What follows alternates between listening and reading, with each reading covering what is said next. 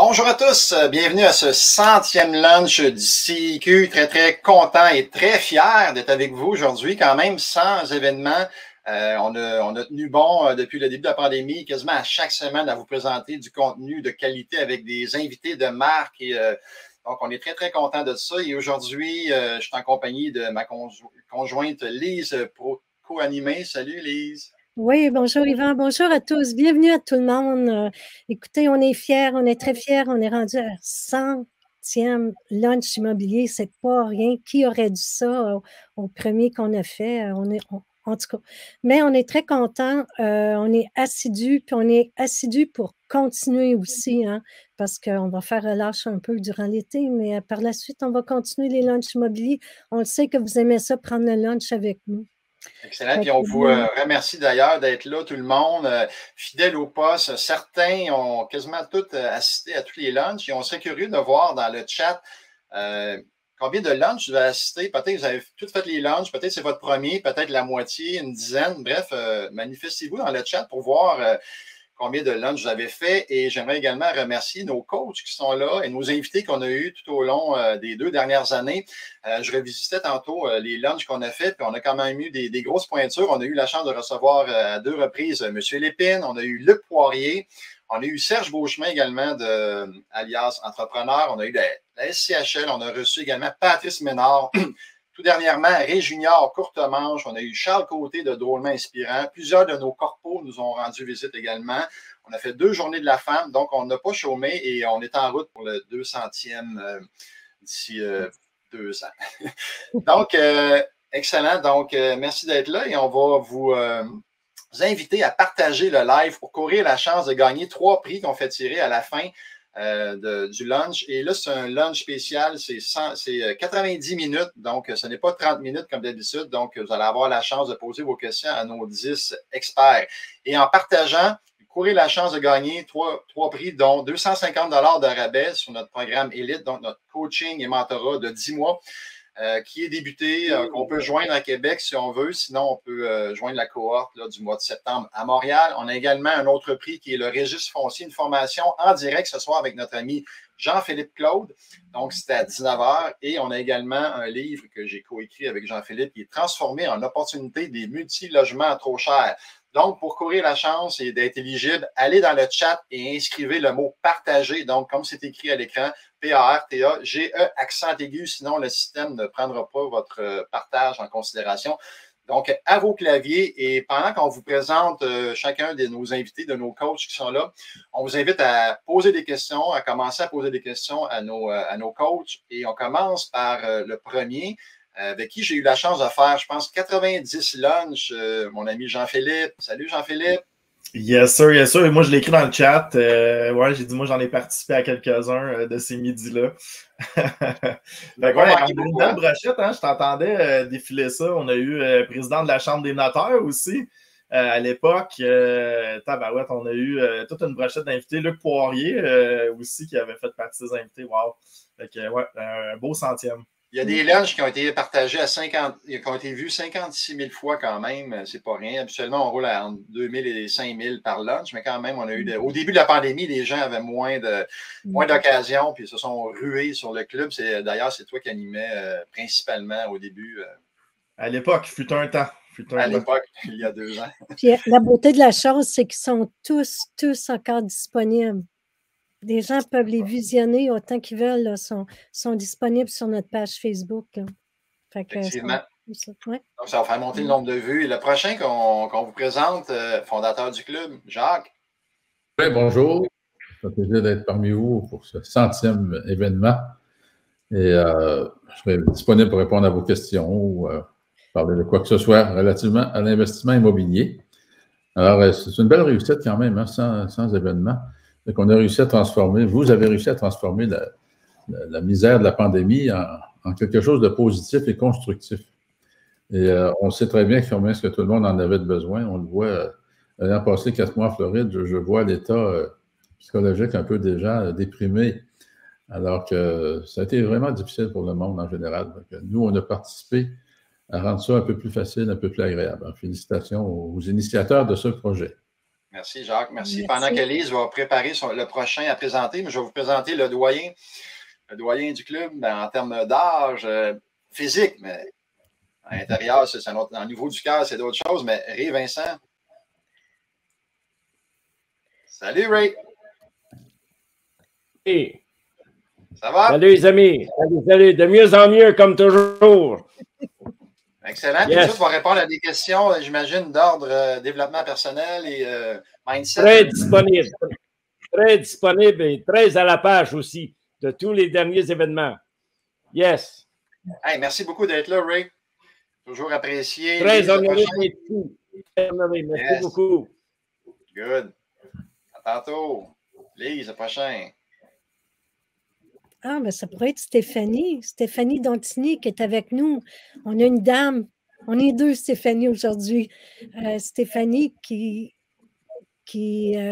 participe à l'intérieur des coachings avec les gens. Bonjour Stéphanie, est-ce que tu veux te présenter?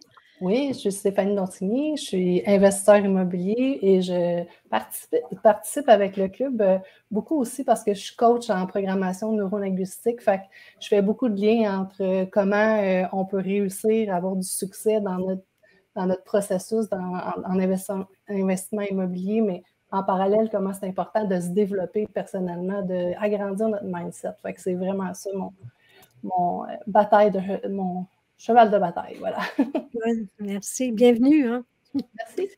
Merci Stéphanie. Jean-Philippe, je ne sais pas si tu t'affaires déjà à cibler des questions que les gens pourraient avoir, là, mais on continue. On enchaîne avec Jean-Pierre Dussault. Salut Jean-Pierre. Oui, salut tout le monde. Bon midi en direct de Québec. Merci d'être là. Merci de nous faire confiance. Good. Donc, écoutez, moi, je rejoins un peu mes collègues, Jacques, peut-être aussi ce que Stéphanie a dit par rapport à la PNL, évidemment, Ray Vincent, par rapport au mindset. En ce moment, on le sait, le contexte économique est difficile, il y a une guerre, tout ça. Faisons attention de ne pas se laisser affecter. Protégez votre esprit. Tenez-vous avec des gens qui ont confiance en l'économie. Tenez-vous avec des gagnants, des gens. Si vous aimez beaucoup l'immobilier, tenez-vous avec des gens d'immobilier. Peu importe votre entourage, allez-y avec des gens qui protègent votre mindset et qui ont une nature positive, optimiste par rapport à la vie. Donc, on crée un peu sa vie. Et ça serait peut-être ma petite introduction d'aujourd'hui. Puis Jean-Pierre qui a eu la chance de co-animer aussi avec Jean-Philippe et je pense qu'on va revivre l'expérience bientôt. Moi, je vais attendre, tu vas co-animer. Merci Jean-Pierre de tes animations toujours aussi hautes et pertinentes. Excellent. Donc, Lise parle le prochain, mais je vais vous présenter Gilles Laferrière, un autre de nos coachs. J'ai oublié de dire, mais il y a des coachs, ça fait longtemps qu'ils sont là. Jean-Pierre, ça fait 10-11 ans.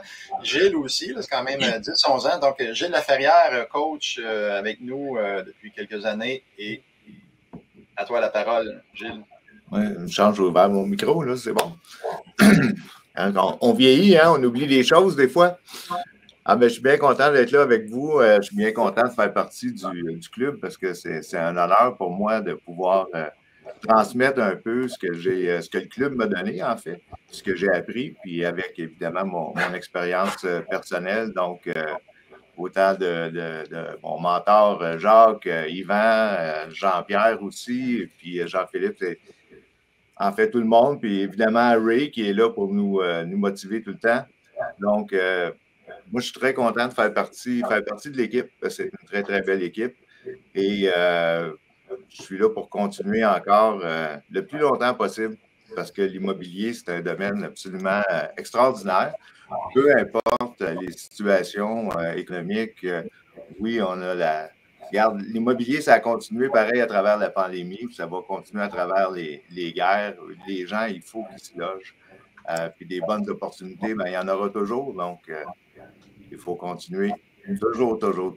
On est content de te compter parmi nous, Gilles. Puis reste à l'affût parce qu'on sait que tu dois quitter à 12h30. Fait que tu vas sûrement avoir une question d'ici les 15 prochaines minutes avant que tu quittes.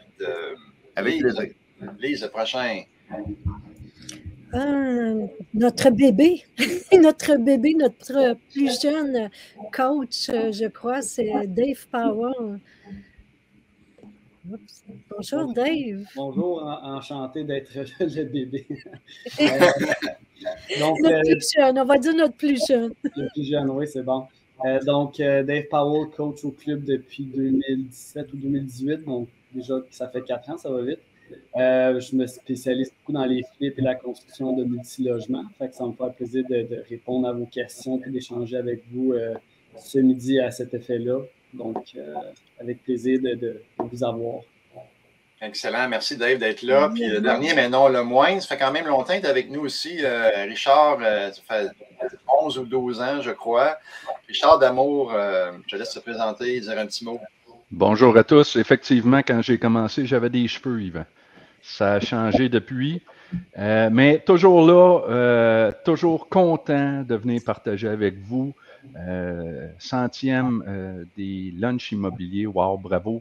Puis je regarde la palette de coachs qui sont là, puis ça va être super le fun ce midi. Puis on va répondre à plein de questions pour nos investisseurs immobiliers. Excellent. Ben merci. Je pense qu'on n'oublie pas, Lise, tout le monde a parlé.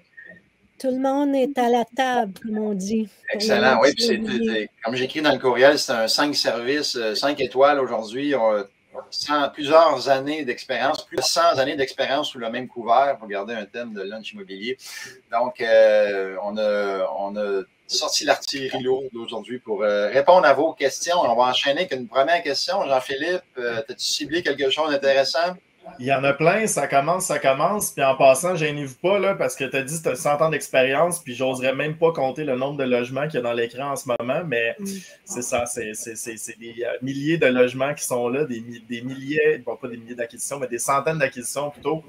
Si on mettait un taux horaire là-dessus, ça serait assez cher, surtout, en plus, on a Richard D'Amour qui est avec nous, un taux horaire avec tout ça compris extraordinaire, fait que profitez-en, amusez-vous, posez des questions, on va s'amuser.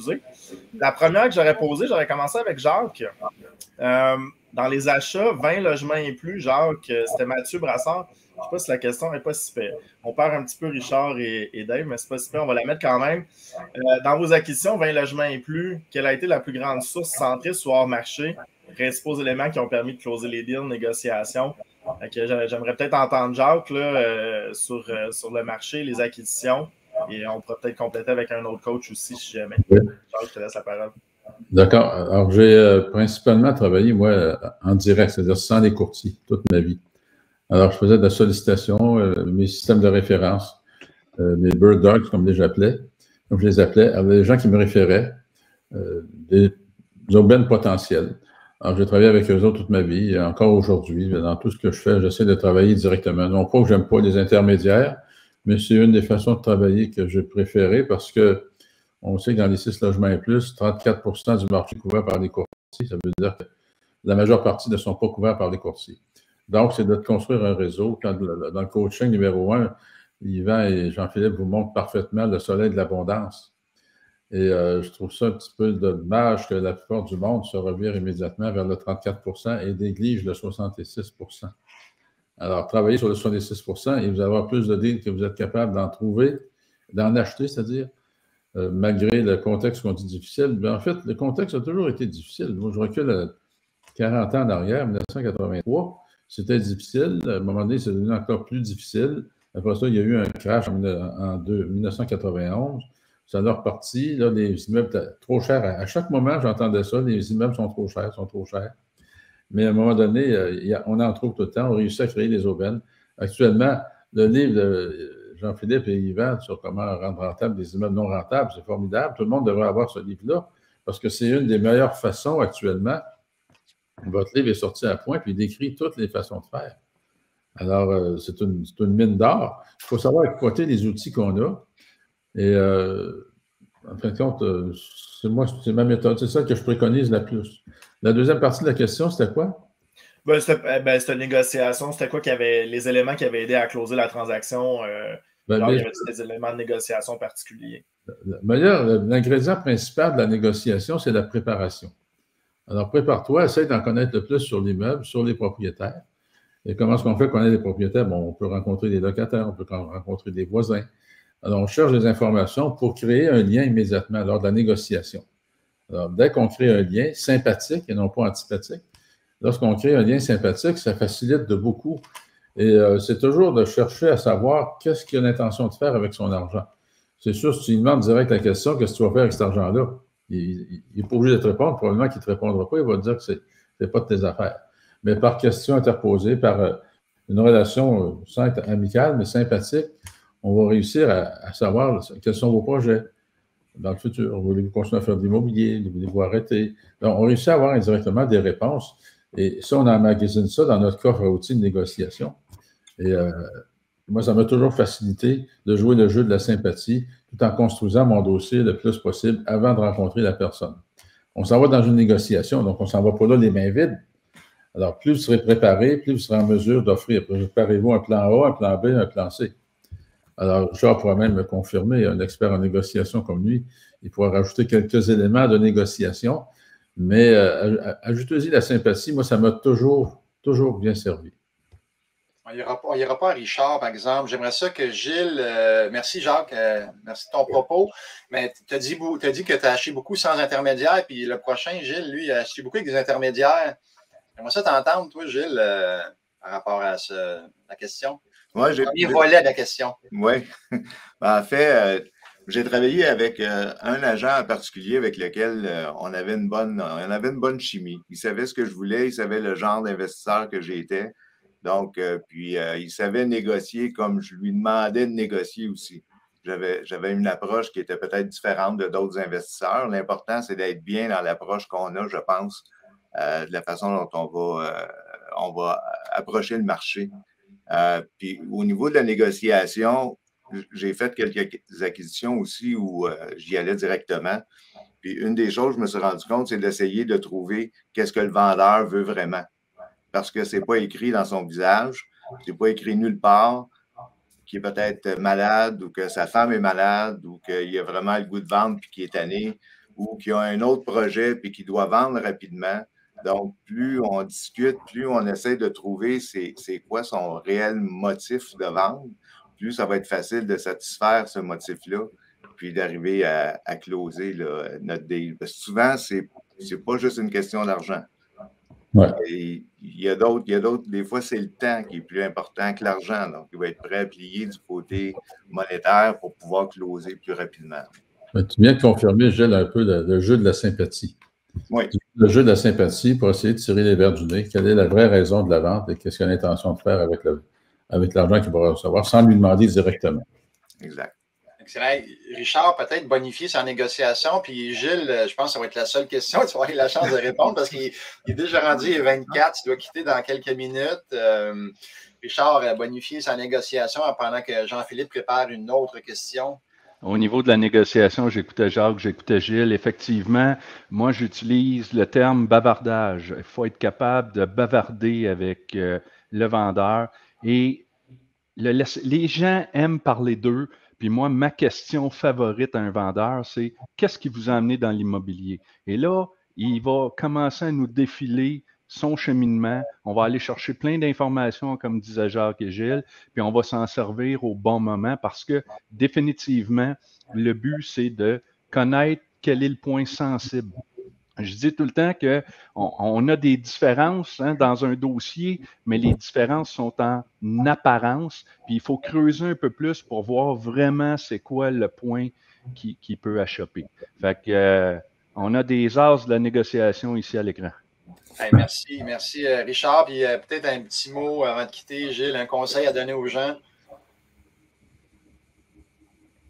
Parce que tu n'auras pas la chance de le faire à la fin quand on va. Non, on n'est pas chanceux, le gars. Un petit conseil aux gens avant de quitter.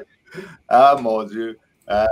C'est toujours bon l'immobilier. Ça fait que quand j'entends les gens dire ah, c'est trop cher, ah, là, c'est plus le temps d'acheter, les taux d'intérêt sont en train d'augmenter, l'essence est trop chère ou il y a la guerre en Ukraine.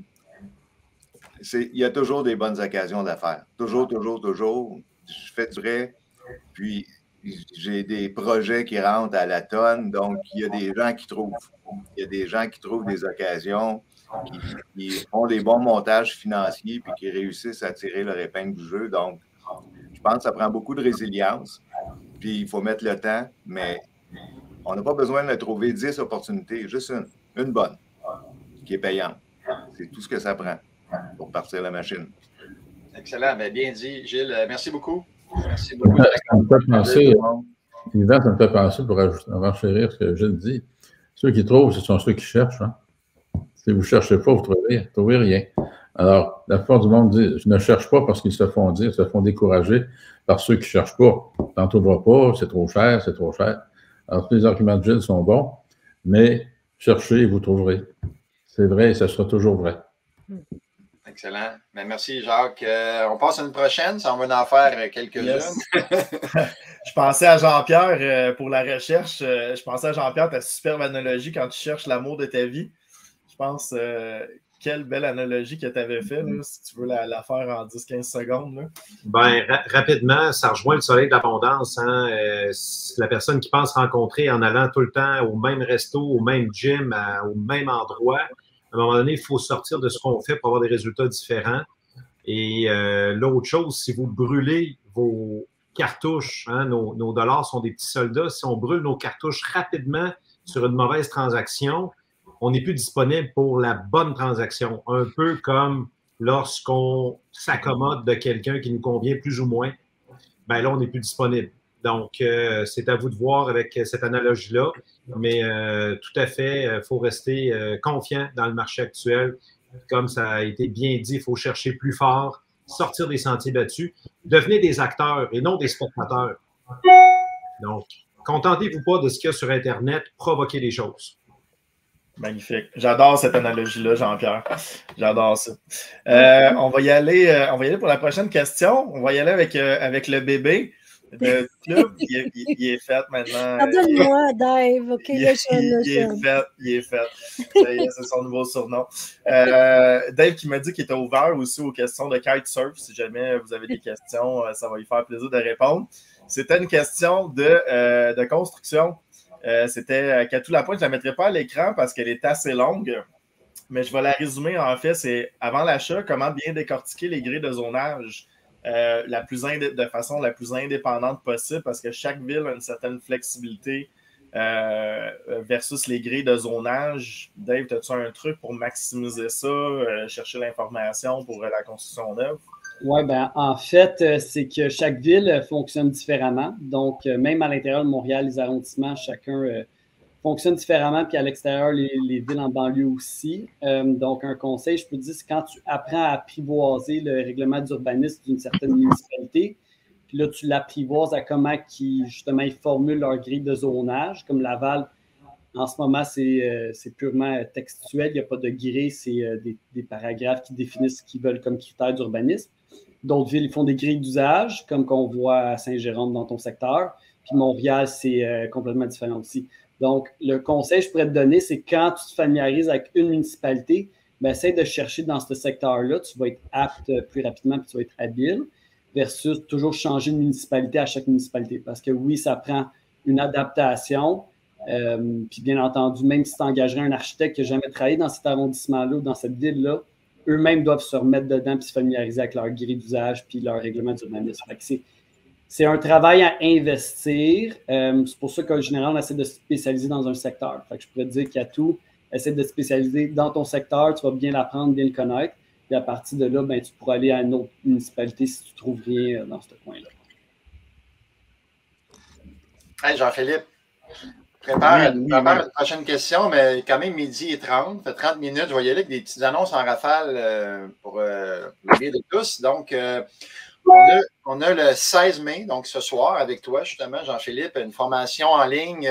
Donc, le registre foncier appliqué une véritable mine d'or. Donc, on parlait de recherche tantôt. Et le registre foncier, c'est une des sources, un des rayons de soleil d'abondance qu'on enseigne. Donc, vous allez tout savoir ce soir pour comment bien l'utiliser. Ensuite, mercredi prochain, on a notre 20e soirée virtuelle avec des salons d'experts. On a 11 salons mercredi. Et on a un salon également pour les jeunes de 14 à 18 ans, donc ceux qui ont des enfants ou des nièces ou peu importe, qui ont des ados qui aimeraient initier à l'immobilier. On va avoir Caroline Gagnon qui va tenir un salon pour les jeunes, mais évidemment, il va y avoir plein d'autres sujets qu'on va pouvoir découvrir selon nos champs d'intérêt. On a le 28 mai à Québec, notre programme de coaching qui se poursuit, cours 4. Ceux qui veulent joindre, c'est encore possible. Et dans ce coaching-là, vous allez apprendre tout ce qu'il faut pour bien démarrer ou aller à un autre niveau. Il y a peut-être des gens qui ont déjà des immeubles qui aimeraient comme exploser leur parcours. Donc, c'est une belle façon de le faire. Le 1er juin en présentiel, donc 342e mensuel de réseautage. On est rendu au 100e lunch, mais dans nos réseautages en présentiel, on est rendu à 342. Très fiers de ça. Donc, ceux qui n'ont jamais vécu ça, parce qu'il y a beaucoup de nouveaux qui nous ont découvert durant la pandémie, qui n'ont pas vécu qu'est-ce que ça a l'air, le présentiel. C'est vraiment une fourmilière. Là, ça fourmille là-dedans. L'énergie est vraiment incroyable. Donc, venez vivre ça le 1er juin à Québec et le 7 juin à Montréal, donc 343e à Montréal. C'est à partir de 18h30 que les portes ouvrent. Lise, je vais te laisser faire les 3 prochaines et 4 prochaines. Oui, on va avoir le 8 juin une formation donnée par Isabelle Boyer. On le sait comment est-ce que c'est important, les masterminds, mais pour créer des masterminds, ça prend une structure. Il faut savoir où est-ce qu'on s'en va avec ça, déterminer les objectifs, bien choisir notre monde qui va faire partie du mastermind si on veut que ça soit productif. Fait que le 8 juin, ça va être en ligne, en direct avec Isabelle Boyer à 19h. Si vous voulez vous inscrire, vous allez sur le site clubimmobilier.ca.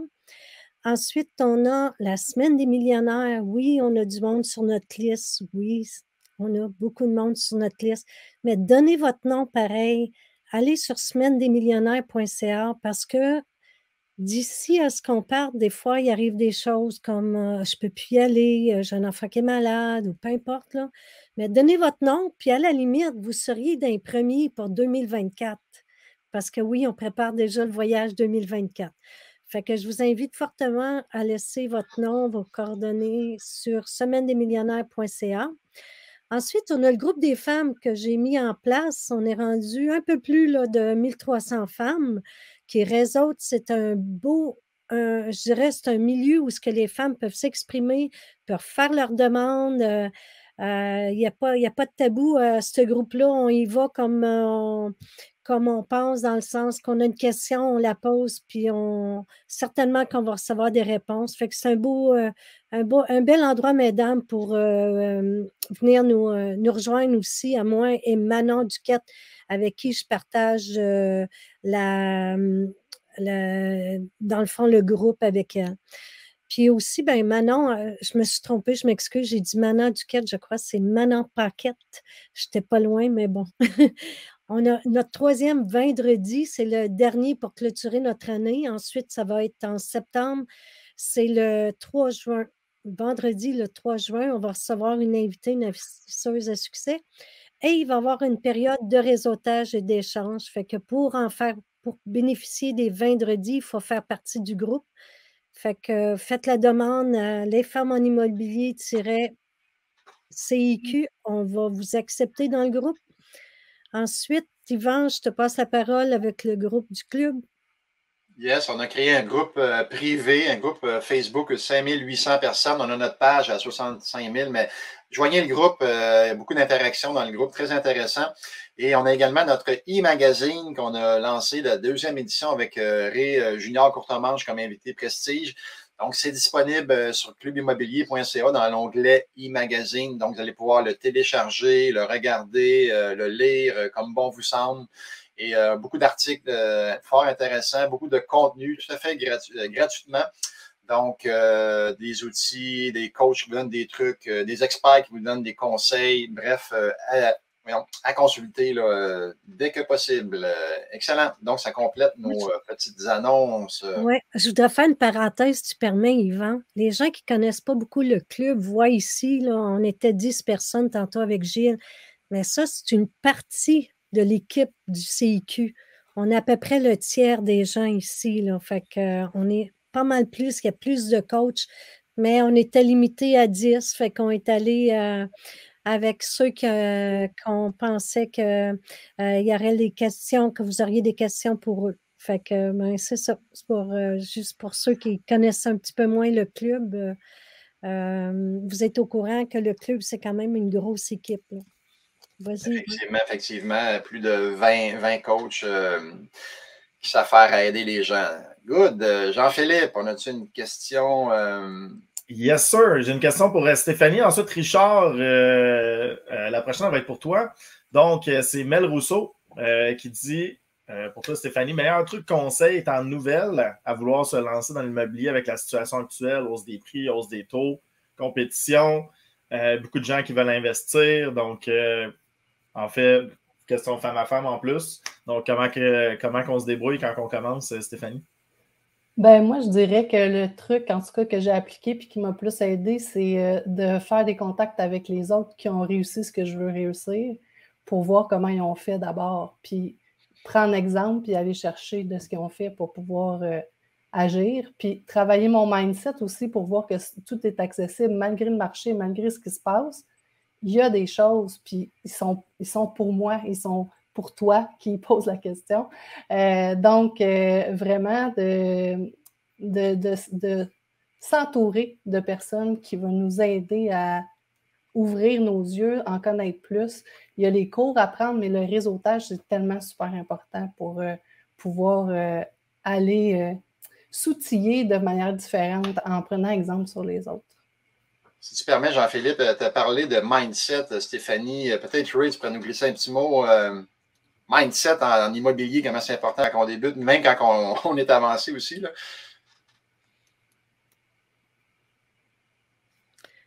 On t'entend pas, Ray. Ray, on t'entend pas. Ton micro n'est pas ouvert, je crois. Il a gelé. Il est figé. Voilà. Ah, yes. Moi, j'éprouve des petits problèmes de connexion avec ta ligne, Ray. Oui. Présentement, je ne sais pas. Vas-y, mais si ça coupe, on va enchaîner. Tu reviendras tantôt quand ta connexion sera bonne. Vas-y. Que dans le mind, dans l'immobilier, on a ça pour la vie, hein, parce que le succès, ce n'est pas une question d'une journée. Puis l'immobilier a toujours existe, ça existera tout le temps. Puis il y a toujours des bas. Fait que comme Jacques, le coach, regardez, il faut chercher, puis rester indestructible émotivement, parce que c'est la gestion de vos émotions qui va faire la différence. C'est sûr que la gestion des finances, c'est excessivement important, mais la gestion de vos émotions, c'est ça qui est 80%. C'est ça qui va faire que vous allez passer à travers, qu'il fasse beau, qu'il fasse froid, qu'il fasse chaud. C'est beau temps, mauvais temps. On est dans l'immobilier, puis on s'ajuste, point la ligne. Gestion des émotions, 80% de votre mind. Philippe? Je ne sais pas si tu avais fini, mais on s'inspire de quoi là, comme lecture par les temps qui courent, Ray, pour justement notre mindset? Je pense qu'on a un petit problème avec la connexion. Ouais. On va y revenir. Ça lag, je vous entends pas. Il y a Jacques aussi qui avait des problèmes de connexion. Il a disparu. Okay. Bon, oui, vraiment désolé. Ben, c'est les joies du live. Pas, mes amis. Okay, moi, je voudrais juste rappeler... l'impondérable. Ouais. Je voudrais rappeler aux gens là, de partager. Hein, oui, parce que tantôt, OK, j'ai coupé les sons. Il y a des micros d'ouvert. Fermez vos micros quand vous ne parlez pas, les amis, pour être sûr. OK. Excellent. Jean-Philippe, on a-tu ciblé une autre question? Yes. Hey, Richard, gain en capital. En passant, c'était une blague pour le toureur tantôt, Richard. Là. Juste dire, faire une petite pub pour Podago. On les utilise à bon escient. Là. Fait que, je voulais juste que tu ne me charges pas trop cher pour la prochaine facture parce que je t'ai fait une blague en ligne. Non, mais ce que je me disais, c'est que je vais augmenter mon taux vu que tu as publicisé ça de même. Fais les blagues, Richard, toujours bien disponible. Puis en plus, on dit tout le temps à un conseil de spécialistes là, qui est dans l'immobilier. Donc, Richard, en plus, est dans l'immobilier. Donc, ça vaut son pesant d'or, évidemment. On parlait de gain en capital. La question de Nathalie est assez précise, mais je pense que ça vaut la peine un peu d'expliquer le gain en capital en immobilier. Qu'est-ce qu'il y a quand on fait un flip, une détention à long terme? Au niveau des impositions, elle, dans son cas, avait reçu un don de ses parents et ensuite, elle revend. Donc, elle se posait la question sur le gain en capital. Donc, Richard, je te laisse surfer là-dessus. Prends la tangente que tu veux. Excellent. Merci Jean-Philippe. Donc, en immobilier, 2 types de revenus qu'on peut générer, du revenu d'entreprise, du gain en capital. C'est quoi la différence entre les deux? Bien, la différence entre les deux, c'est est-ce que je suis en train de vendre une immobilisation, donc un bien que je conserve à long terme, ou un bien en inventaire. Hein? Pensez un bien en inventaire, des tomates dans un IGA. Hein? C'est là pour être vendu. Ben, quelqu'un qui fait un flip, il achète une maison pour la vendre, on est dans du revenu d'entreprise. Plus particulièrement, la question, c'était Nathalie, tu me disais? Exact, Bon. Nathalie, exact. Nathalie, j'avais vu passer sa question tantôt, dont ses parents du condo. OK? Ma première question, c'est que, pas ma question, mais mon premier commentaire, c'est un don. Quand on fait un don et qu'on va chez le notaire, puis que le don est notarié, c'est important. Puis il ne faut pas penser qu'une vente à 1 $ équivaut à un don. OK? Mais un don, pour les parents qui donnent à leurs enfants, sont présumés donnés à la juste valeur marchande. Donc, la question, c'est est-ce que les parents, c'était leur condo qu'ils habitaient? Si oui, ben, ils vont générer un gain en capital sur lequel ils vont pouvoir prendre l'exonération de résidence principale pour ne pas payer d'impôts. Et si ça a été bien fait et que le don est à la juste valeur marchande, la journée que Nathalie va revendre, okay, si elle l'a acheté pour le conserver, ben, elle va s'imposer seulement sur la plus-value depuis le don. Okay? Donc, c'est comme ça que ça devrait fonctionner. Mais à retenir deux choses, on peut générer du gain en capital, on peut générer du revenu d'entreprise. Et qu'est-ce qui distingue les deux? C'est l'intention au moment de l'achat. Est-ce que j'avais l'intention de le conserver, de l'exploiter ou de le revendre? J'espère, Nathalie, que ça répond à ta question. Yes. Est-ce que Ray, est-ce que c'est plus stable ta connexion maintenant? Est-ce que tu nous entends bien? Oui, là, c'est correct. Là. Est-ce que vous m'entendez bien? Est-ce que tu veux finir ce que tu voulais dire? Parce qu'on m'écrit qu'on t'appréciait bien. Donc, vas-y. Merci infiniment. Je voulais dire que, écoutez, le mindset, c'est quoi? C'est à tous les jours, on fait des efforts. À tous les jours, on se lave les dents. À tous les jours, on prend notre douche. Mais à tous les jours, on gère nos émotions dans notre cheminement vers le succès dans le monde de l'immobilier ou tout autre succès de notre vie. On ne peut pas dire, ben là, ça fait 1 an, 2 ans, 3 ans, je suis positif. Là, je vais arrêter pour 2, 3 ans, je vais me reposer. Ça ne marche pas comme ça. Ça ne marche pas comme ça. Ce n'est pas parce qu'on lit un livre qu'automatiquement, il est enregistré. Il faut continuer. Il faut se nourrir quotidiennement. Il faut s'entraîner. Aussi vrai que beaucoup d'entre vous, vous allez au gym à tous les jours, mais il faut aller au gym de notre esprit à tous les jours. Le gym, on l'entraîne à tous les jours, notre mental. Ça peut être la méditation, la relaxation, l'autosuggestion. Napoléon Hill, dans son livre « Réfléchissez et devenir », je disais qu'un des grands secrets de tous les hommes et les femmes à succès, chapitre numéro 4, l'autosuggestion, matin et soir. Il n'y a pas de café instantané, puis il n'y a pas de piqûre en ciment. Là. Il faut s'entraîner. Puis il faut se brasser le matin. On se regarde dans le miroir, on a un pli de plus ou de moins, c'est pas grave, let's go, on fonce. Il faut toujours foncer. C'est de même que je le vois, moi. C'est même que je le fais, d'ailleurs. Puis il n'y a pas d'âge. Il n'y a pas d'âge.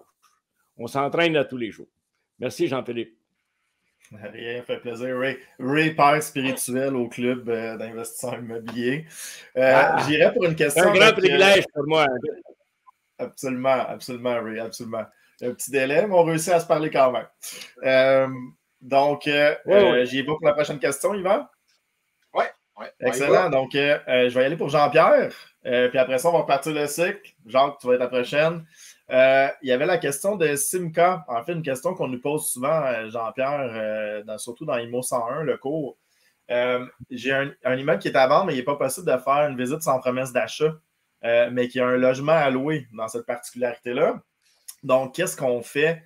Est-ce qu'on va le visiter? Est-ce qu'on se fait passer pour une locataire? Est-ce que tu irais le voir, ce logement à louer-là? Donc, des techniques aussi quand on a des propriétés où est-ce qu'on ne peut pas visiter sans promesse d'achat?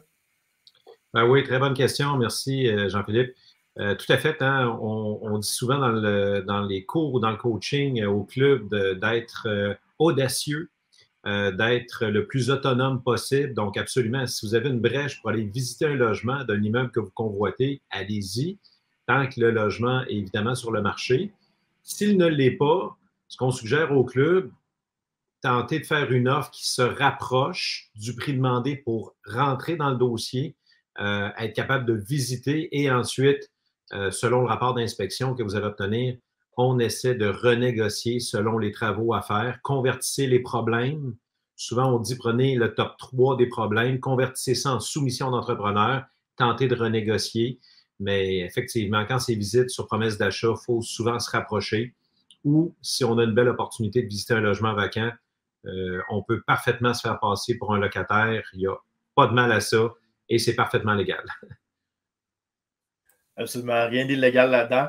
Personnellement, moi, je vous dis, gênez-vous pas.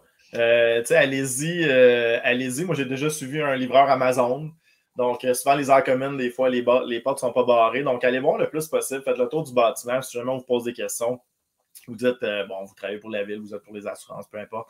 Il n'y a rien de criminel là. Donc, le pire qui peut arriver, c'est qu'on vous demande de quitter les lieux. Et vous quittez, mais rarement arrivé. Donc, d'aller voir, de vous renseigner le plus possible, ça va vous donner définitivement un avantage pour vos prochaines promesses d'achat. Est-ce que je peux bonifier? Vas-y, Jacques, vas-y, puis après, je vais te renvoyer une question encore. Même après une visite avec un propriétaire, je retourne toujours sans le propriétaire. Et le discours des locataires change. Devant le propriétaire, ils sont un peu muets, peut-être qu'ils ont reçu instruction de ne pas trop parler. Mais lorsque tu y retournes par après, ce n'est pas la même version. Alors, je retourne pour reparler aux mêmes personnes et je parle aux voisins, les propriétaires des édifices voisins. Alors, ça dit beaucoup de choses. Ça fait partie de votre vérification diligente d'avoir le plus d'informations possible parce qu'on s'apprête à acheter un commerce. Et lorsqu'on achète un commerce, mettez n'importe quel autre commerce que l'immobilier, est-ce qu'on va fouiller à fond? On va essayer d'en savoir le plus possible sur la réalité du fonds de commerce en question. Alors, il faut faire la même chose dans l'immobilier parce que c'est un commerce. C'était la petite bonification que je voulais ajouter. J'adore ça, Jacques. Puis en fait, quand on va visiter, ta technique est encore meilleure. Moi, j'essaie toujours d'être à 2 ou à 3, quelqu'un qui parle avec le propriétaire, qu'on parle au locataire. Parce que les locataires sont neutres dans la transaction. Puis ils sont toujours contents de dire les problèmes avec leur logement. Donc, c'est super le fun. Des fois, les gens ils me sortent des listes de problèmes avec les logements. Moi, j'adore ça, faire ça. Jacques, étant le doyen, évidemment, on vit, je pense pas qu'on peut parler d'une crise, mais disons une bump sur la route en ce moment avec la hausse des taux au niveau de l'immobilier. Il y avait 2 questions que je vais mixer ensemble. Je vais te laisser y aller comme tu le désires. En ce moment, meilleur véhicule d'investissement, multilogement, chalet locatif, est-ce que tu as des tendances qui se dessinent? Et le futur de l'immobilier, quelqu'un qui te posait la question, ça va ressembler à quoi dans 100 mois, l'immobilier, ou peut-être dans 2 ans ou dans 3 ans? Évidemment, toi, ayant vécu les crises du passé que la plupart d'entre nous n'ont pas vécu. Là. Depuis 20 ans, l'immobilier, ça va bien. Donc, j'aurais aimé ça avoir toute ta sagesse là-dessus, Jacques. Ben moi, je vais résumer un peu ce que j'ai dit lors de la soirée mensuelle de Québec. Oui, on pense que l'immobilier est cher. Effectivement, il est cher, mais si on pense que c'est cher actuellement, imaginez ce que ça sera dans quelques années d'ici avec toute l'immigration qui s'en vient. Parce que notre seul moyen de conserver nos services au Canada, c'est un grand pays, grande superficie, avec très peu de population. On s'est doté de services qu'on n'avait pas les moyens de se doter, de se donner, de se payer, qui étaient basés sur des déficits budgétaires dont on rend responsable des générations futures pour payer. Mais il se passe un phénomène qu'on n'avait pas prévu dans les calculs actuariels, c'est qu'on a arrêté de se reproduire. Donc, on se reproduit à peu près au même rythme que l'on décède. La seule solution, c'est qu'on accepte de l'immigration. Puis effectivement, on voit que les gouvernements commencent à en parler de plus en plus. On est en crise du logement actuel, malgré qu'on dit qu'on est dans une crise économique. On est en crise du logement. Il manque de logements et on va accueillir de nouveaux arrivants. Alors, on va les mettre où? Et j'ai su entre les lignes, par mes différentes recherches, que le Canada va augmenter la population à 100 millions d'ici l'an 2100. Alors, même s'il ne rentre pas à 100 millions, même si on a fait que la montée à 60 millions, imaginez le boom économique que cela peut créer. Alors, observez les marchés, ce qui s'en vient. L'immigration, ça fait partie du quotidien. Et il y a d'autres techniques qui s'en viennent aussi. On entend parler du blockchain. Alors, on est en train de blockchainer à peu près tout ce qui va exister dans le système financier, dans le système des transactions, qui va bouleverser le marché à tout point de vue. La Réserve américaine met au point leur propre monnaie numérique. La Banque du Canada est en train de faire les tests. Et ce n'est qu'une question de temps que les gouvernements vont émettre leur propre monnaie numérique et qu'on va peut-être éliminer les monnaies numériques qui existent actuellement parce qu'effectivement, on constate que ça nuit à l'économie quelque part, l'économie de tous et chacun. Ces marchés clandestins qui se passent et dont les gouvernements ne touchent pas les taxes, ne touchent pas les impôts. Donc, ceux qui ne s'en servent pas, ben, ce sont eux qui payent pour tout le reste. Fait que les gouvernements étant conscients de ça, c'est une question de temps qu'on va émettre nos propres monnaies numériques, donc on aura un meilleur contrôle. Par contre, ça va éliminer énormément d'intermédiaires. Si j'étais courtier immobilier aujourd'hui, je serais inquiet pour mon futur. Si j'étais notaire, et même si je possédais une banque, je serais inquiet parce que les gens vont transiger entre eux autres, étant donné qu'il n'y aura plus d'intermédiaires avec la blockchain. Fait que ça, c'est à la porte. Autant que c'était dans les années 90 que l'Internet était prêt, là, on est rendu à la numérisation de tout. Et pour l'immobilier, ben, je suis sûr et certain que nous allons numériser les actifs aussi. Alors, au lieu de détenir des immeubles en propriété personnelle, nous allons les détenir par des corporations. Au lieu d'émettre des actions en papier, nous allons émettre des actions numériques sur le blockchain. Et là, les gens pourront négocier entre eux autres pour acheter des parties d'immeubles. Parce que les immeubles sont chers et le financement n'est pas nécessairement facile. Donc, tant qu'il n'y en a rien acheté, on va acheter des parties d'immeubles. Fait qu'imaginez ceux qui ont déjà des immeubles et qui savent opérer ces choses-là. On a toujours ce qu'on appelle l'équité dormante. L'équité dormante qu'on pourra vendre, mettons qu'on va chercher 20 qu'on vend 20 de notre immeuble en actions numériques. Imaginez l'argent que nous allons recevoir.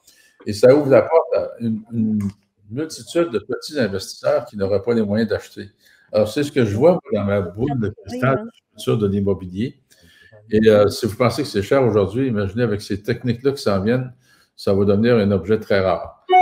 Oui, le taux d'intérêt augmente. Pour ceux qui sont propriétaires, ça peut être catastrophique s'ils n'ont pas fait attention, mais on gèle ces taux pour un peu plus longtemps. Et tout cycle économique se restabilise tôt ou tard. Alors, ceux qui n'en ont pas d'immeubles, ben peut-être que, et même ceux qui en ont, si la valeur des immeubles baisse, qu'est-ce qu'on fait? Hein, on va en acheter d'autres. C'est ce que j'ai fait, moi, lors des cycles économiques. J'en ai vécu 3. Et je m'en suis toujours sorti gagnant. Et dans chaque cycle économique, il y en a qui perdent, mais il y en a qui gagnent aussi. Et ceux qui gagnent, ce sont ceux qui sont à l'affût et qui surveillent ce qui se produit, qui surveillent ce qui s'en vient et qui osent faire des choses. On fonctionne par la peur. Arrêtez d'avoir peur. Arrêtez d'écouter ceux qui connaissent rien. Puis même des fois, il y en a qui pensent connaître de quoi, mais je pense qu'ils connaissent rien. Méfiez-vous des articles, des articles dans les journaux, de la télévision, de la radio. Méfiez-vous des gens qui vont là. Est-ce qu'ils disent la vérité? N'oubliez jamais que les médias sont là pour aller chercher de la sensation. Si c'est sensationnel, on va vendre des émissions, on va vendre des journaux. S'il n'y a pas de sensation, on n'en parle pas. Donc, quelqu'un qui fait une bonne transaction en immobilier, jamais on parle de ça. Mais quelqu'un qui se pète la gueule dans un immeuble, ben, il a été trop vite, puis il n'a pas suivi le marché. Là, faites vos propres analyses économiques vous-même.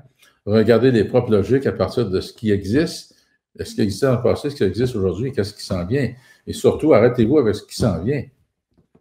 Il s'en vient énormément de choses. Je ne comprends pas que moi, je vois ça, et que la majorité du monde ne le voit pas. Pourtant, je regarde, je lis les mêmes journaux que tout le monde, peut-être avec un sens d'observation différent et une vision et mon mindset. Mon mindset fait que je suis dans le 80%. Alors, tout ça mis ensemble, ça fait un ingrédient formidable pour faire une réussite dans tous les domaines. Là, on parle aujourd'hui d'immobilier, mais ce que je vous dis là est vrai dans n'importe quoi. Observez ce qui se passe, regardez ce qui s'en vient, et on est à la veille d'une révolution technologique autant qu'on en a vécu à la venue de l'Internet. Imaginez-vous qu'on n'aurait pas l'Internet aujourd'hui, on n'aurait même plus de compte de banque. On peut tout faire. Moi, je fais des prêts. Société de crédit au Québec, on fait des prêts en étant partout. L'hiver, on se base en Floride, puis ça ne fait aucune différence. Il y a 20 ans, ça n'aurait jamais été possible. Il aurait fallu que je sois ici sur place pour faire des chèques, aller chez le notaire signer. Alors aujourd'hui, même, je vois Richard qui dit oui, je fais des transactions avec Richard à distance. Je n'ai même plus besoin de me déplacer chez l'avocat et chez le notaire. C'est formidable. C'est des outils formidables pour tout le monde.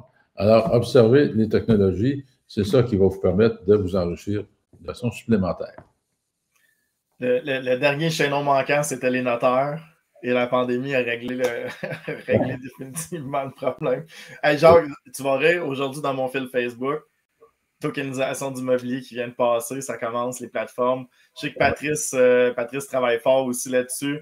Ouais. On a regardé ça justement parce que c'est une compagnie d'intermédiaire, donc un futur intéressant. Excellent. Hey, JP, on a-tu une autre question pour enchaîner? Yes, sir. Je l'enverrai à Dave. En fait, coût de construction, Dave, en ce moment, comment on fait pour essayer de réduire notre risque? C'était Marc-André Lachance qui avait posé la question. Coût des matériaux, évidemment, qui est un problème. Puis ensuite, je te bonifierais ça, je te mixerais ça avec une autre question aussi.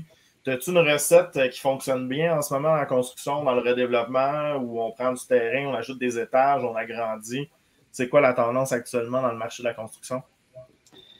Bien, comme vous savez tous, on vit une crise un peu d'approvisionnement. On vit beaucoup de soubresauts dans la construction. Ça revient à la base qu'avant tout, il faut se remettre à la table et mieux planifier nos constructions et nos projets. Donc, avant, les constructeurs pouvaient lancer des projets en quelques semaines, ils partaient le chantier, ils commandaient leurs matériaux au fur et à mesure, puis ils avançaient de même. Maintenant, le truc, c'est de se planifier d'avance. Quelques mois d'avance, 3, 4 mois d'avance, on vient fixer nos prix, on vient précommander nos matériaux, nos portées-fenêtres, nos trosses de toit. En faisant tout ça, ça nous permet de mieux contrôler nos coûts et avoir une meilleure gestion. Fait qu'encore là, pour faire du pouce sur tout ce qu'on dit depuis, je pense, un peu ce lunch-ci, c'est que les bons, ceux qui font bien de la construction, puis qui planifient, puis gèrent bien leur projet, vont s'en sortir, puis vont continuer à faire des beaux projets rentables, versus ceux qui étaient moins gestionnaires, puis qui étaient moins à leurs affaires, mais c'est eux qui vont en écoper le plus là, dans ce qui s'en vient là, dans le marché. Là.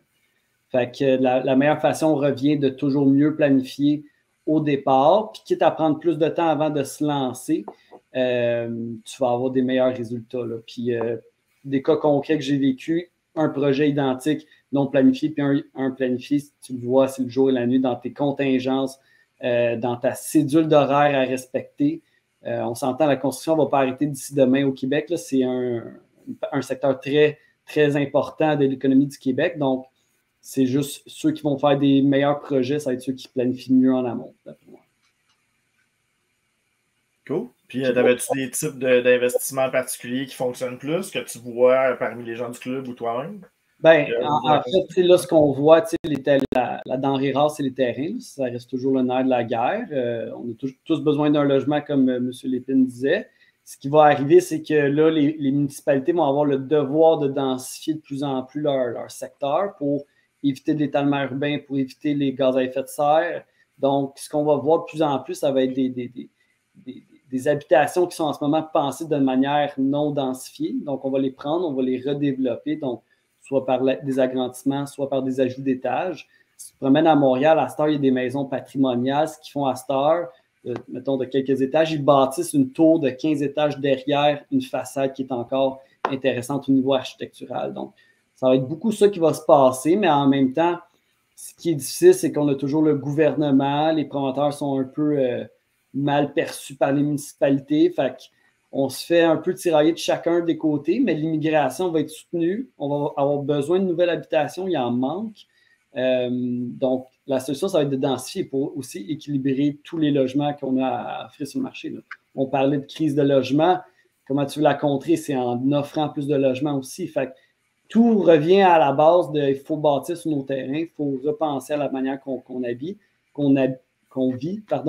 Puis je pense aussi à ce qui va devenir peut-être une tendance plus long terme. Ça va être, en ce moment, les gens sont habitués à avoir un chez-soi unique à eux. On va retrouver des situations que les gens vont habiter en colocation, en partage d'habitation, en co-living qu'on appelle, un peu comme à New York, avoir un logement soit tout seul, c'est un peu dérisoire à avoir parce que ça coûte trop cher. Donc là, les coûts vont monter, les taux d'intérêt vont monter, ça va être correct. Les projets vont encore exister, mais les gens vont apprendre à peut-être coexister puis se partager la facture au bout parce que tout coûte plus cher là, de jour en jour. Fait que, mais selon moi, pour ajouter ce que Dave dit, l'étalement urbain tire à sa fin. On construisait des ponts, mais ça favorisait, on retardait le problème. Ça favorisait l'étalement urbain. Et l'étalement urbain étant tellement grand qu'on crée de la congestion un peu partout. Heureusement que le télétravail va aider un peu là-dessus, mais on voit très bien les réactions, si on lit les journaux moindrement, on voit les réactions des maires des municipalités en banlieue qui refusent, qui changent complètement les plans d'aménagement des villes et qui refusent, je pense que c'est Mascouche que j'ai vu la semaine dernière, ils refusent tout nouveau plan, tout nouveau projet de construction. Non, c'est encore des plans, quelque chose dans une petite municipalité qui refuse toutes les... Alors, l'étalement urbain tire à sa fin. Et comme conseiller municipal, j'ai fait 4 ans et on ne parlait que de ça, la densification des territoires. Densification. Alors, ceci va donner des valeurs supplémentaires aux immeubles. Ceux qui en sont propriétaires, tant mieux. Ceux qui devront en acheter, bien, il va falloir trouver des moyens de pouvoir les acheter. Mais ces immeubles-là vont quand même continuer à prendre beaucoup de valeur à cause de la rareté du terrain, la matière première étant le terrain. Et tout ça cause une énorme rareté. Donc, on va voir de plus en plus, tout ce que Dave vient de dire, on va le voir de plus en plus. Cohabitation, logement plus petit. Si on densifie, on va construire dans un 1000 pieds carrés, on va avoir 2 appartements au lieu d'un seul. Alors, on va densifier partout. Alors, on a vécu les bonnes années de l'humanité ici au Canada. Mais le Canada, en tant qu'à moi, un autre petit point qui peut être important pour tout le monde, on est une espèce de terre promise. Hein. Le Canada, c'est probablement la meilleure place au monde pour vivre actuellement. Et c'est connu planétairement parlant. On a de l'espace, on a de la place pour accueillir beaucoup. Alors, surprenez-vous pas que la migration qui va venir ici, eux, continuent à se reproduire. Fait que la densification va être très importante, mais le réchauffement de la planète a un côté positif pour le Canada. C'est que dans le Canada, on a juste la bande du sud qui était habitable. Et là, si la planète se réchauffe, les terres agricoles vont augmenter un peu. Donc, on va pouvoir vivre à un niveau un petit peu plus élevé, un peu plus haut sur le territoire. Donc, même si ça nous donne juste 10 km de plus, imagine-toi, sur le Canada, il y a quoi, 4000 km de large? Si on rajoute 10 km de haut par 4000 km de large, je regarde toute la bande habitable que ça va créer. Alors, ça fait partie des visions qu'il faut regarder, mais ce sont des visions réelles, actuelles, dans l'actualité. Peut-être qu'on va voir ça dans un livre, l'immobilier en 2100. On a eu l'immobilier en 2025, mais on est déjà rendu là.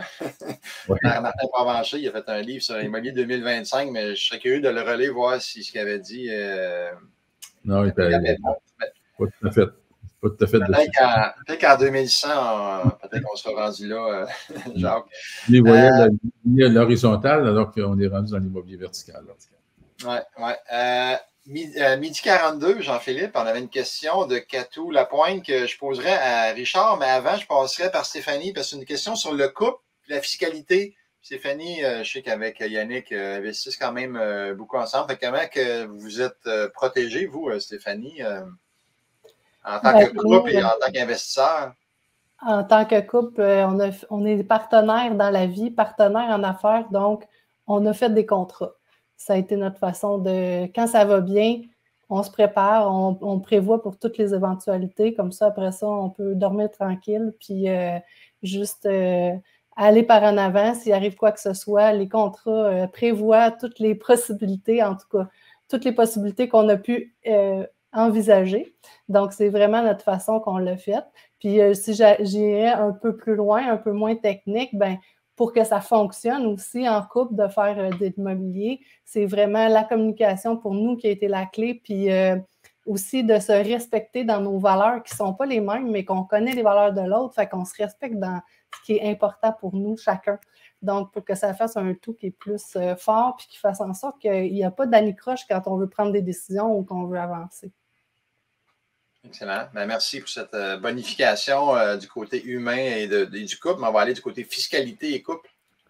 Oui, mais dans un premier temps, Stéphanie, c'est de la musique à mes oreilles, ce que tu viens de dire là.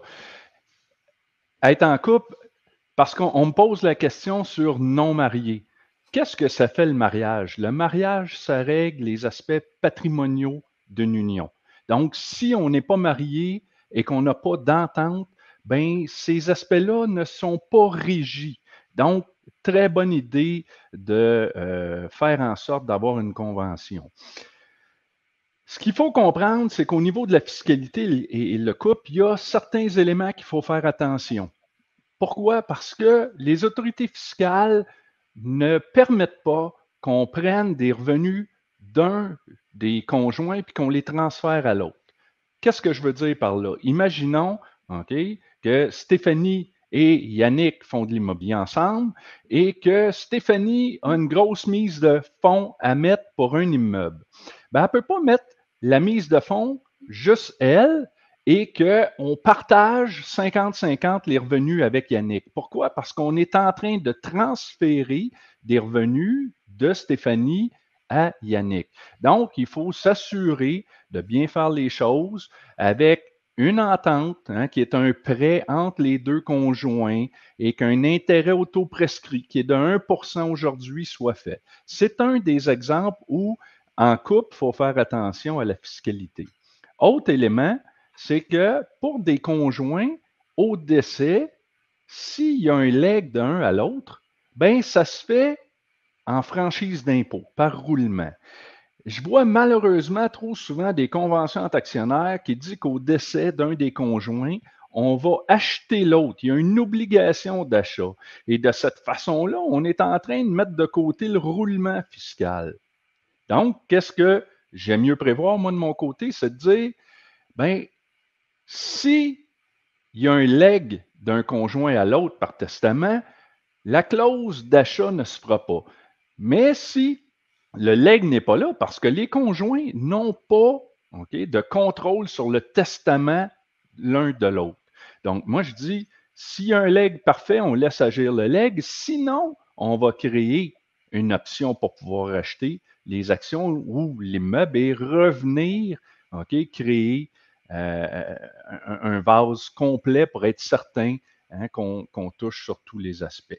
Donc, deux petites particularités quand on est un couple, puis n'oubliez pas le contrat parce que c'est très important. Et souvent, ce n'est pas entre les conjoints le problème, mais c'est quand arrivent des héritiers. Et là, ça peut être plus dommageable parce qu'avec notre conjoint, on a mis des ententes en place. La plupart sont de bonne foi, malgré que j'ai vu des cas où la séparation a été ardue, puis les ententes verbales ont pris le bord.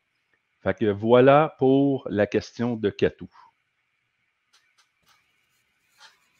Excellent. On est en train d'échanger, moi puis Jean-Philippe, sur la prochaine, désolé. Merci Richard, merci Stéphanie. On a une question pour Jean-Pierre. Ça fait longtemps qu'on n'a pas entendu. Tu es dû, mon ami Jean-Pierre. Pas de problème. Jean-Pierre, je te laisse choisir, en fait, ça va être magnifique. On laisse choisir entre deux questions. Une question sur comment on présente une balance de vente à un vendeur ou l'autre question, c'est des trucs de négociation lors de la promesse d'achat. Je te laisse choisir ta question. Allons-y avec ta première, qui est la balance de vente ou le solde de prix de vente. Parfait, voilà ça. Donc, comment on présente la balance de vente pour que le vendeur accepte? Avez-vous des exemples concrets, récents au niveau des balances de vente? C'était Mathieu, évidemment, un fidèle des lives du midi. Donc, Jean-Pierre, à toi. Bien, ce qui est important dans le commentaire de Mathieu, c'est qu'il y a une certaine ouverture. Parce que la personne qui veut son argent immédiatement pour passer à autre chose, peu importe, pour des raisons personnelles, ne sera pas intéressée. Et aussi dans un marché où est-ce que c'est très compétitif. Donc, le solde de prix de vente, souvent, ça va être dans une prospection pure, lorsqu'on va être direct de gré à gré avec un vendeur, où est-ce qu'on a bâti la relation, comme disait Jacques, au niveau d'établir la sympathie, lorsque Richard parlait du bavardage. Donc, on a une bonne relation, on est seul dans le dossier, et là, oui, il y a matière à avoir une ouverture. En fait, c'est de l'impôt reporté. Il y a un calcul. L'erreur que les gens font, c'est ne vous substituez pas au comptable, au fiscaliste du vendeur. Donc, dites-lui, écoutez, il y a un calcul dégressif, c'est de l'impôt reporté, ça vous permet de faire du rendement sur l'argent qui est prêté. Donc, pour les gens qui ne savent pas c'est quoi, c'est une forme de prêt qui est garantie par l'immeuble ou un autre immeuble que vous possédez. Donc, souvent, le vendeur va s'inscrire en deuxième rang pour se protéger. Donc, il vous manque un 50 000 en mise de fonds. Le vendeur pourrait vous consentir un solde de prix de vente à un taux d'intérêt souvent avantageux, plus que ce qu'il ferait dans un placement standard. Donc, 3, 4, 5 % sur une période que vous aurez déterminée, 18 mois, 24 mois. Et donc, le vendeur qui n'est pas absolument pressé de vouloir son argent immédiatement pourrait concéder ce prêt-là, faire du rendement et économiser aussi une partie d'impôt. Donc, faut vraiment toujours penser à l'autre, qu'est-ce qu'on lui apporte. Et voilà. Puis peut-être un dernier petit point, ne payez pas pour un solde de prix de vente. J'ai déjà vu des gens, je te vends mon immeuble 500 000, mais tu veux un solde de prix de vente, il va être 550 000. Quelque part, c'est un prêt qui est gagnant-gagnant. Donc, vous n'êtes pas quêteux, vous faites une proposition d'affaires. Et ça, c'est très important. Jean-Philippe? Yes. Hey, je voulais rajouter quelque chose, un argument qui peut très, très bien fonctionner en ce moment sur les balances de vente. C'est l'inflation, en fait. Donc, en faisant du clavardage, je ne sais pas, ou de la jasette. Comment on appelle ça, bavardage. Bon, du bavardage. En sachant si l'argent ne fait rien puis elle s'en va dans le compte de banque, je pense qu'un super bel argument pour une balance de vente, c'est de savoir, c'est l'inflation en fait, parce que l'inflation, si on est à 6-7 si la personne laisse son argent dans son compte de banque, elle perd 6-7 de valeur. Donc, c'est un super bel argument en ce moment pour les balances de vente au niveau des vendeurs. J'aimerais une petite intervention, parce que je vois le visage de Jean-Pierre, ça me fait toujours penser à une petite capsule qu'il a faite il y a 10 ans. C'est un petit peu hors sujet de ce que tu viens de dire là, mais je trouve ça tellement important que les gens aillent la voir, la capsule sur le blog. Ça s'appelle « Pitoué, comment est-ce que tu te portes ». C'est tellement percutant, ça, là, qu'on est toujours là, comment est-ce que tu te portes, comment est-ce que tu te portes. Mais c'est pas vraiment ça qui a d'importance, c'est la qualité de tes portes. Alors, j'invite le monde à aller voir sur le blog immobilier. Ça s'appelle comme ça, Jean-Pierre, hein? Pitoué, comment est-ce que tu te portes. Oui, exactement. C'est présenté dans le coaching aussi, mais c'est un peu ce qui a débuté notre relation, genre, que je te remercie toujours de cette ouverture-là. Ouais. Ça marche. Excellente capsule, effectivement. On peut l'avoir sur vlogimo.ca ou sur la page Facebook du club. Hey Ray, une petite question de mon cru, là. En espérant que ça ne lag pas de ton côté. Fixation d'objectifs, t'aurais-tu des trucs à transmettre aux gens? Je sais qu'il y en a plein, là, mais tu sais, en résumé, 1 ou 2 trucs pour les aider à se fixer des objectifs, vu que tu fais du coaching là-dessus. Là. Ben, moi, j'ai réalisé depuis plusieurs années, puis je dis ça avec beaucoup de respect, que les gens ont des objectifs, mais ils ne nourrissent pas à tous les jours. OK? J'ai eu le privilège d'entraîner des gens dans le monde des Jeux olympiques, dans le monde militaire. Et ces femmes s'entraînent à tous les jours. Beau temps, mauvais temps. Et dans nos objectifs personnels, oui, on fait nos plans pour l'année au mois de janvier, puis en février, puis en mars, mais on ne s'en souvient même plus. Alors, je lis beaucoup ces temps-là sur la publicité subliminale, tout ce qui est suggestion subtile. Et je dis aux gens, on s'en va au centre de Montréal ou de Québec ou n'importe où, on met notre GPS. Dans nos objectifs de vie, est-ce qu'on a un GPS? Est-ce qu'on a un plan? Vous faites de la rénovation, vous faites de la construction neuve, vous faites de l'optimisation, vous avez des plans.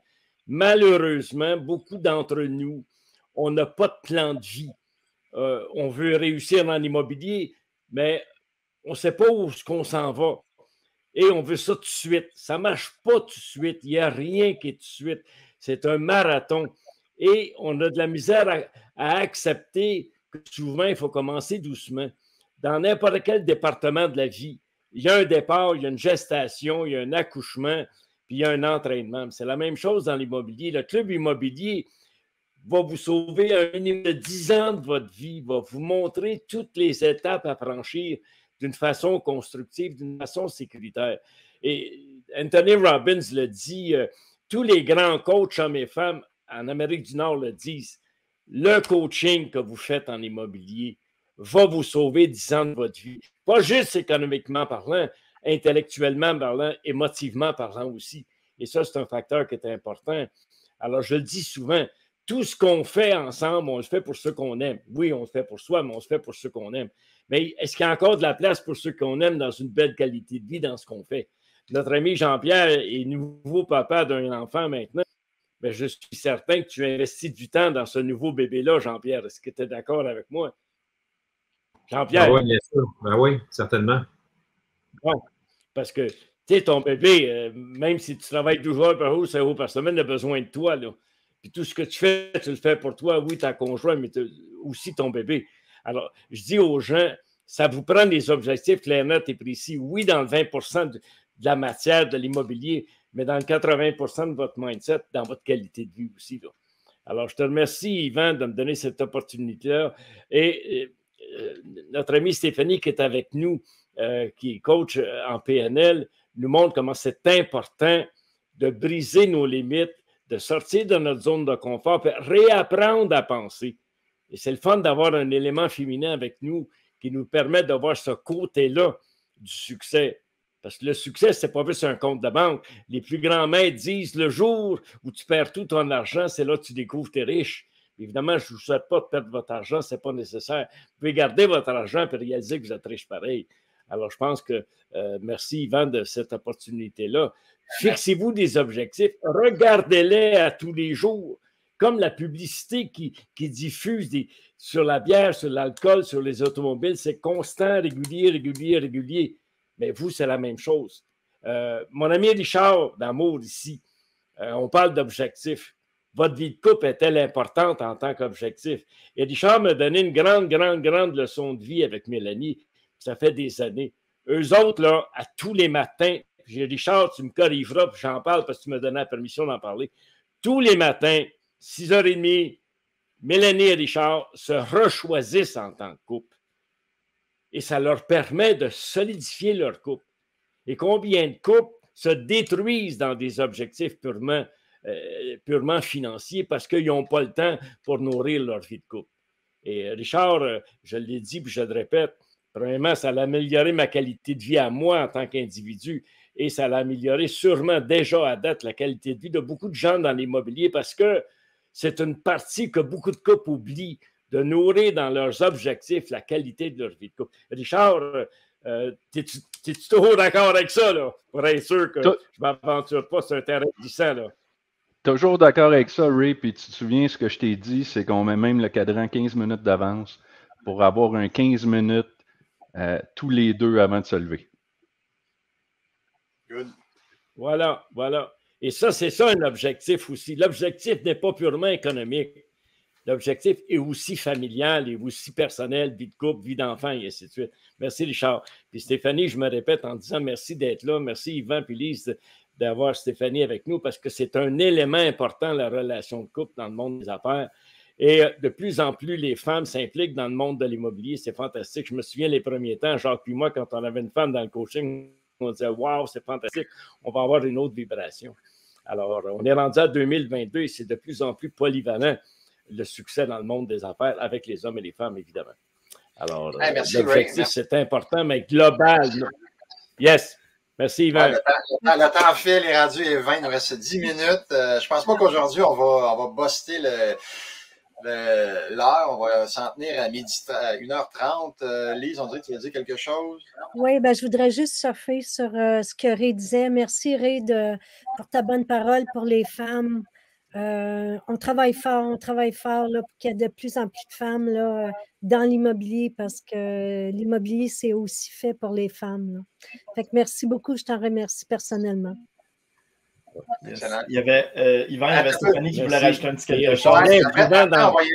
Après, on va y aller avec le tirage, puis on va faire notre petit mot de la fin de chacun, le petit conseil de chacun, puis terminer à l'heure. Oui, Stéphanie. Excellent, excellent. C'était juste un petit mot pour ajouter aux sages paroles de Ray. Un objectif aussi, si on veut qu'on l'atteigne, parce que quand on se fait qu'un objectif, c'est beau, mais des fois, pendant le parcours, ben, il y a des obstacles, puis ça peut nous décourager. Puis si on veut que ça soit durable, puis on s'assure de l'atteindre, ben, de savoir pourquoi on a cet objectif-là. Puis, tu sais, bon, faire de l'immobilier, l'objectif pourrait être parce que je veux faire de l'argent, mais pourquoi tu veux faire de l'argent? Qu'est-ce que ça va te permettre? Puis, généralement, il faut se poser cette question-là 7 fois pour voir qu'est-ce qui se cache en dessous de ça, puis qu'est-ce qui est vraiment important pour nous en dessous de ça. Puis, quand on met le doigt dessus, Dean Graziosi dit toujours on vient les larmes aux yeux parce que c'est tellement puissant que ça fait en sorte que peu importe ce qui arrive quand on avance, si on se rappelle que c'est pour ça qu'on a fixé notre objectif, bien, il n'y a rien qui va nous empêcher de l'atteindre. Merci Stéphanie. Le 7 fois, je ne le connaissais pas. Je connaissais le 5 fois, mais le 7 fois, c'est encore plus profond. J'ai justement fait l'exercice hier lors d'une formation que je suis. Là, tu poses une question, tu poses 5 sous-questions pour vraiment arriver à quelque chose de plus grand que ton objectif initial. Là. Ça va souvent jouer dans la spiritualité. Puis dans le... Ouais, ben merci. 7 fois, je vais l'essayer, voir où est-ce que je vais me rendre. On va y aller avec le tirage, les amis. Les 3 prix qu'on fait tirer, 250 $ de rabais sur le coaching en présentiel qui est débuté, mais qu'on peut rejoindre à Québec. Donc, Lise paye sur le bouton. Fait que le gagnant ou la gagnante de ce 250 $ de rabais est, roulement de tambour, Serge Tousignan, qui a déjà fait le coaching, si c'est le même qu'on parle. Donc, tu pourras l'appliquer sur ton coaching avancé qui devrait débuter au mois de septembre, au mois d'octobre. On est en train de planifier ça, Serge. Donc, prochain gagnant ou gagnante pour la formation de ce soir, Régis Foncier avec notre ami Jean-Philippe. Et c'est José Carrier. Félicitations, José. Et troisième prix, qui est un livre transformant l'opportunité des multilogements trop chers. Gagnant, gagnante. Encore, Martin Bonneville. Félicitations aux trois gagnants. Pour réclamer vos prix, contactez Julie au bureau 450-679-0261. Et là, on voit Jean-Philippe qui brandit le best-seller. Donc, on contacte Julie au bureau, on va sur le site web du club. Donc, on va conclure ce super lunch avec une petite tournée. Donc, un conseil de chacun. On va commencer par Jacques. Petit conseil à donner aux gens en ouvrant ton micro. Oui.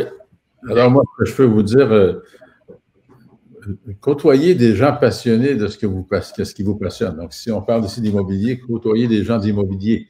On vous donne l'occasion dans le club, lors des rencontres mensuelles, des rencontres virtuelles, de vous tremper dans un bain de passionnés d'immobilier parce que 100% des gens qui y sont, soit qu'ils veulent acheter, soit qu'ils veulent vendre des immeubles.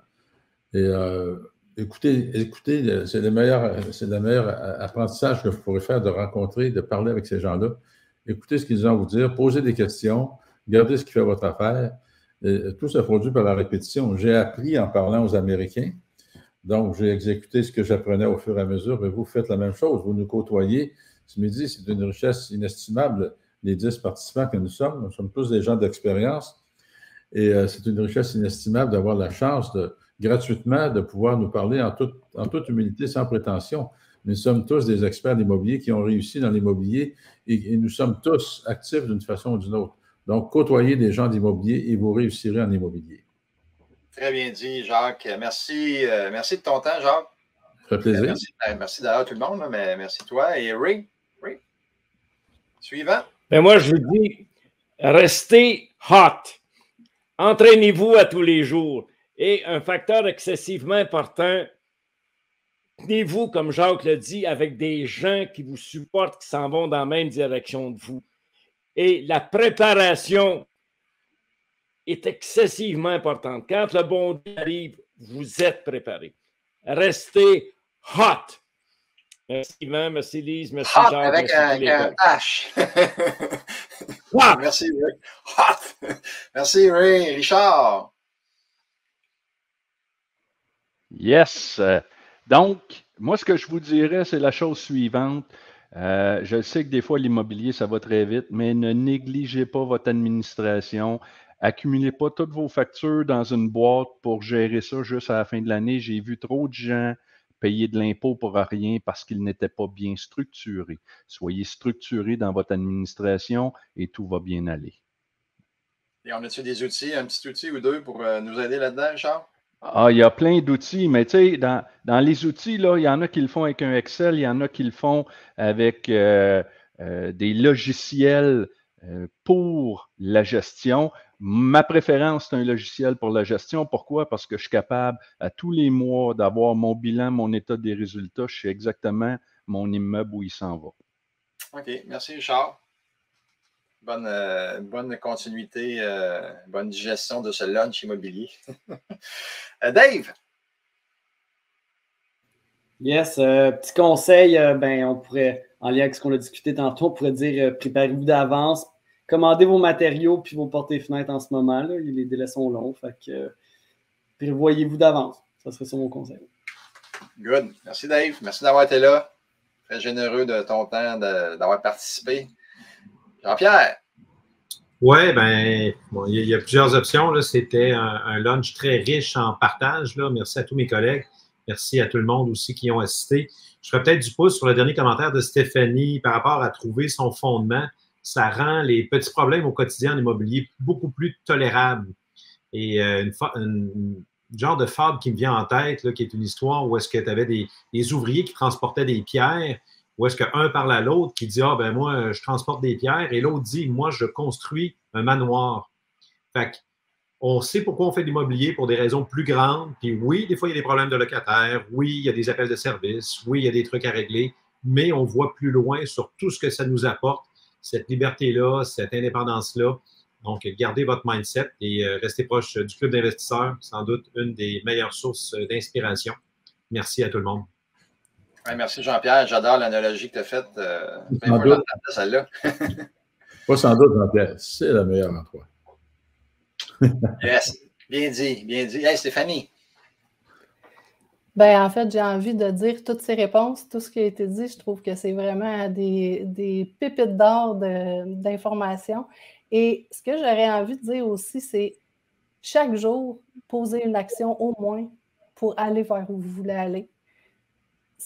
J'aime beaucoup la notion du PPPP, le plus petit pas possible. Ben, faisant le plus petit pas possible, un après l'autre, puis les choses vont se construire. Puis plus on pose d'action, plus on a de résultats, plus on a de résultats, plus notre mindset s'ouvre, puis plus notre mindset s'ouvre, plus on pense qu'on peut faire des grandes choses. Donc, ça alimente notre cycle du succès. Donc, passez à l'action chaque jour, alimentez le rêve que vous avez, alimentez l'objectif que vous voulez atteindre. Merci Stéphanie. Salutations à Yannick. On sait qu'il travaille fort, vous travaillez fort ensemble. Bravo, bravo pour votre succès. JP? Quel plaisir d'avoir fait 100 live. Que rajouter après ça? Rester dans l'action. C'est dans l'action qu'on trouve des opportunités. J'adore c'était les objectifs. Je dis toujours oui, atteindre l'indépendance financière, mais après, il y a quoi? Fait que j'aime ça, les 5 questions aussi. Fait que non, je voulais finir sur une petite touche que ça a été bien plaisant de faire ces 100 lives-là et d'avoir eu toutes ces belles personnes-là qui ont mangé avec nous durant tout ce temps-là. Donc, merci d'être là. On fait ça pour vous. Puis, on reçoit plein d'amour, plein de commentaires. Donc, merci à tous. Es-tu prêt pour les 100 prochaines? Yes, sir. OK. Excellent. Lise? Ton micro est fermé. Ça y est, OK, on m'entend. J'aurais peut-être 2 petits conseils. Pour ceux qui commencent, dans le fond, je vais continuer avec ce que Stéphanie disait, puis un peu Jean-Philippe Claude aussi. Faites des actions. Commencez, faites des petites actions. C'est pas besoin de grosses affaires, là. Mettez-vous en route, démarrez la roue. Les petites actions vont vous amener, vont vous rapprocher de votre objectif. Fait que ça, c'est important pour ceux qui débutent. Visionnez nos vidéos et comme là, vous étiez là au lunch immobilier, c'en est une en action. Vous avez pris le temps d'être avec nous, puis on vous en remercie. Puis, je dirais, l'autre, bien, naturellement, mesdames, venez nous rejoindre dans le groupe des femmes, les femmes en immobilier-CIQ. On va vous accueillir, ça va nous faire plaisir. Il y a beaucoup de partages qui se font dans ce groupe-là. Puis, il y a des choses qui s'en viennent, il y a des belles choses qui s'en viennent pour vous. Fait que c'est ça. Puis, ben, Yvan, écoute, merci. Merci, dans le fond, d'avoir accepté. Hein, c'était mon offre qu'on anime ensemble le lunch immobilier pour une première fois. Ça me fait plaisir. Puis, j'aime beaucoup animer avec toi. C'est ça. On va répéter l'expérience à la prochaine journée de la femme. Oui, c'est ça. Puis, on est un couple en plus. Hein, fait que, vous voyez la belle complicité qu'on a après toutes ces années. Fait que je vous en souhaite autant. Hey, merci beaucoup, Lise. Merci beaucoup tout le monde d'avoir été là. Quand même, un gros dîner, un gros lunch, 1h30 de gros contenu, de pépites d'or, de conseils, de sagesse et tout ça, de trucs. On vous remercie beaucoup d'avoir été là. Le prochain lunch immobilier a lieu le 30 mai. Donc, on prend une petite pause le 23. Donc, la semaine prochaine, c'est la longue fin de semaine. Et le 30 mai, on reçoit André Marcoux, qui il ne pouvait pas être là aujourd'hui, mais on le reçoit le 30 mai. Ils vont nous parler de crédit, un petit peu de financement et de taux d'intérêt. Donc, il est courtier hypothécaire chez Multiprêt. Fait qu'on va parler essentiellement de crédit, mais on va broder alentour de tout ça. Donc, c'est un rendez-vous à ne pas manquer. 101e lunch immobilier. Donc, on poursuit. On est en route vers les 200e. Donc, merci beaucoup d'avoir été là. Merci, Lise. Donc, merci à tous et on se revoit le 30 mai prochain. À bientôt. À bientôt. Merci, hein, merci à toute l'équipe du CIQ qui a répondu à l'appel. Merci.